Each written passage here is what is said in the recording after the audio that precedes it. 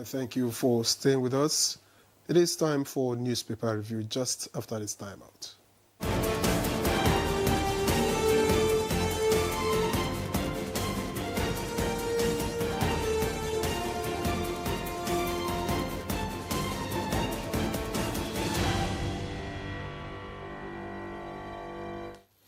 All right, Chukwudi Okole Ugbaja is right here with us for the papers review. Many thanks for joining us, Chukwudi. How you doing? I'm okay. I think I'm looking forward to the weekend. I think I am. I'm not creaking in the wrong places. Don't let your mind go there. I just want to have a normal rest. Smile on your face. Good morning, my dear Yere. I see the smile on your face. So Victor. you should look forward to the weekend. I like your sartorial outlook. Good morning. Good morning. Yere. All right, let's look at what the papers have this morning. We'll begin with the Business NG. And the Business NG has very interesting stories this morning. The lead one says Nigerians lose 6.98 naira on each failed USSD. Above the masthead, El Rufai, I won't contest in 2027, but we must remove oppressors. That's on page 2. Minister sets up pro panel on Abuja Kaduna train derailment. You can also find that on page 2 of the Business NG. And looking below the major story on the front page of the Business NG this morning, we have Ojulari alleges threats over NNPCL reforms. And finally, ASU to federal government end delayed taxes or face nationwide shutdown. All right, so that's the much I can take from the Business NG. But of course, there are other stories. A copy would do you good. All right, let's look away from the Business NG now and see what the Daily Times has. The Daily Times leads with Chief of Army Staff raises concerns over drug abuse among soldiers in conflict zones. And below the picture story, we have battle for mining site. Officer gunned down as police civil defense clash in Ebonyi. Voter registration meaningless without electoral judicial reforms. That's according to Atiku. Insecurity. G7 states move to curb rising cross-border criminal networks. ADC queries INEC over alleged inflated voters registration figures in Southwest. That's on page 11. And of course, the breaking story in the red strip at the bottom of the front page of the Daily Times this morning is Nigerians to pay more for passports as Nigerian Immigration Service raises fees to 100,000 naira, 200,000 naira. All right, Victor. All right, thank you, Henry. And I have the blueprint just above the nameplate. NEC launches renewed hope plan to fast-track $1 trillion economy. You can get details of that on page 6. And just below the nameplate, Governor Nasir appoints 58-year-old Sanusi Sami. New Emir of Zuru is on page 9. In business, Access Holdings appoints Innocent Ike, substantive GMD CEO. That's on page 23.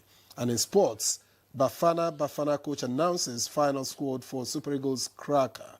You get details of that on page 32.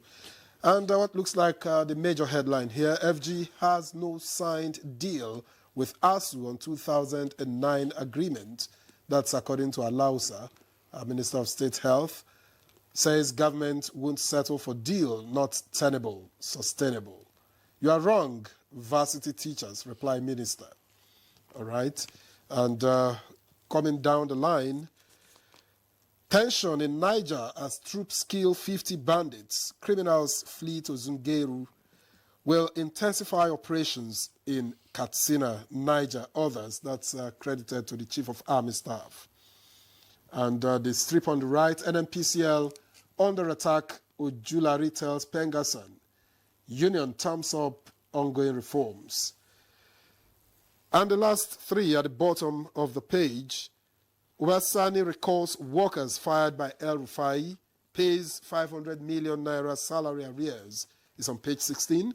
Dangote Group, Ethiopia signed agreement to build $2.5 billion fertilizer plant, page 22. Ex-Senate President Saraki's kinsmen celebrate first SAN, National Mosque Imam, is on page 7. And finally, Tinego, FG gifts outstanding Nigerian students cash rewards. You get details of that on page 9. Chukwudin. It has become the seesaw that became the jigsaw, ASU FG. You know, people will tell you that some complaints run on and on and on. You begin to think whether the contestants are not getting tired of contest. Anyway, at the end of the day, what we want is a return of normality to the citadels, to the institutions concerned. It's always good to talk and talk and talk. I keep saying to myself and whoever cares to listen, if dialogue ends almost all the conflicts in the world, why don't we start it in all earnest in time? The problem with this ASU federal government matter is that anytime they mention it, it's as if they're back to square one, so you don't know what to think anymore. But they can still sort it out. It depends on them. Did El-Rufai say he's not contesting in 2027? But he wants oppressors removed. Yes. Who are the oppressors? Good question. I didn't come here mischievous this morning, but you know a journalist, the way he thinks. You know, not that he like trouble. To ask him. But when trouble happens, we report on it. Now, quickly, he says he doesn't want oppressors to continue. What was the other thing you read? The man who succeeded him, what did he do? He recalled how many people who were sacked by him and paid them 500 million naira salaries. You know? And some people tell you, the man who took over from him has somehow managed to return peace to southern Kaduna. You know? Politicians, you don't understand them. Everybody seems to make their own argument the way it fits them. So we leave them to talk like politicians. Why did he sack them? Are they the ones are they the teachers, for instance, who couldn't pass basic tests? Yes, okay, fine. You are saying you might have you have to put it in perspective. Yes, you might have had a case against them. But then say, soldier come, soldier go. One governor sack, one governor reinstate. They're all governors. So leave them, they know what they're doing. Okay? I just thought that I had discordant notes somewhere and trust a journalist, you know. You mentioned tension in Niger. As troops kill 50 bandits, criminals flee to Zungeru. Now, we have two issues to deal with here. First of all, bravo to our gallant troops. Good riddance to bad rubbish. But the people are fleeing. You know why? They are afraid that when the soldiers have come and done what they should do to free their lives, they may not have staying power there because duty calls elsewhere. And when they leave, these people might return to torment them. So what we need to plead with our forces to do is to follow up the action and ensure that these men without a conscience do not come to terrorize the people again. Of course, and you know, to add to that is the alarm by the Chief of Army Staff. I'm sure you saw that over drug abuse among soldiers in conflict zones. That needs to be checked because, I mean, it would not be right to see, you know, soldiers using substances that, you know, can make them act in ways. The matter is not helped by the superstition we have been carrying from primary school. Say, before soldier go war, they go give him a make his smoke and all that, you know. But I'm happy to hear that the CDS, that the Chief of Army Staff is saying, is talking against drug abuse. That means that we were misinformed about soldiers. Take a lesson from little things that drop, you know, like into a circumstance like this. Yeah, of course. We thought soldiers must be made abnormal before they will be able to kill at the war. Normally. You know? Anyways, we need to go. The producer says it's almost time. But of course, we must talk about this. Nigerians to pay more for passports. 100,000 naira for the 5-year 32 page, right? Yeah. And then 200,000 naira. They sent you to torment me. No problem. Not exactly. The young shall grow. It's not Chooks the boy you guys call me. We'll get older. And no, but what are your thoughts? Victor, I want to hear your thoughts about it. Yeah, but fine.